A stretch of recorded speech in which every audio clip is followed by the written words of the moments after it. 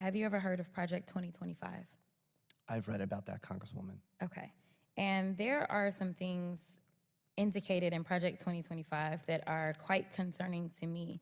And I want to talk about a few of those topics because this hearing almost feels like a Project 2025 hearing. One of those topics is diversity in the workplace. The agenda includes making sure that the next conservative administration dismantles DEI apparatus by eliminating various chief diversity officer positions, et cetera. And you engaged in an exchange earlier with one of my colleagues, and I don't know if you recall, but it was hitting me a little differently as a Black woman sitting here, because it almost seemed as if you either get diversity or you get qualifications. It did not seem as if my colleague understood that someone can be diverse and qualified.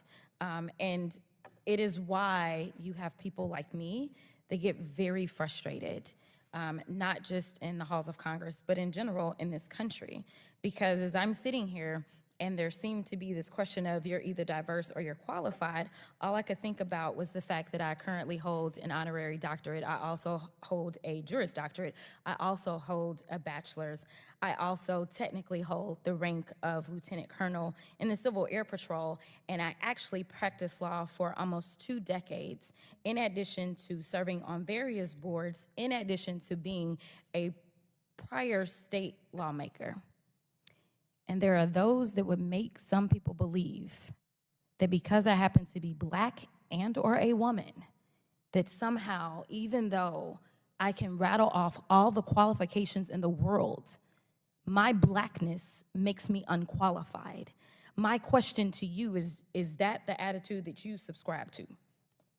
Absolutely not, Congresswoman. In fact, what we do at OPM every day is look to knock down barriers that are keeping qualified people like yourself, qualified people from all across America for pursuing federal jobs. You know, it's interesting because we've had so many conversations about telework and the evils of telework. And it seems to be this other false equivalency that if you telework, that means you're not working, instead of this idea that people are actually just working and they're not working in the building that is being paid for by the federal government. In fact, my mom is on telework, and my mom is absolutely one of the smartest people that I know.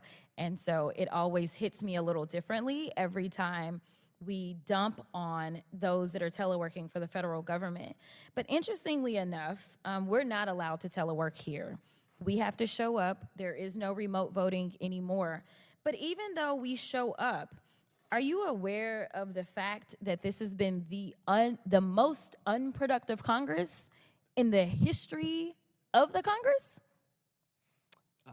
Congressman, I'll leave that judgment to Okay, members well, of I'll Congress tell and the you media. it is, and I've got some numbers for you. So to me, you can show up and still not do a daggone thing. And so it's rich that we have so many opinions to give you and to tell you how to do your job, but seemingly we're not doing ours. Thus far, only 1% of legislation that has been introduced has been passed in this Congress versus the last Congress where it was 6 points higher, and the Congress before that 6 points higher, and the Congress before that 7 points higher. There is no other Congress that has been least productive, and guess what?